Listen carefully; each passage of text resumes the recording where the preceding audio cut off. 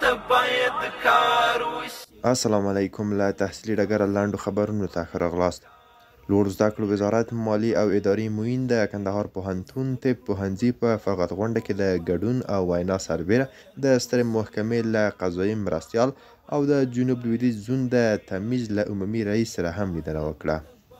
د عبدالله بن مسعود رضی الله تعالی عنه جامع له افتاء او قضا څانګې څخه یو فاضلان فارغ او ټولنې ته د خدمت لپاره وړاندې شول چې فلغت غونډه کې د لوړو زده کړو وزارت مشرتابه، د ارشاد، حج او اوقاف وزارت معین، علما کرامو او استادانو ګډون کړی و.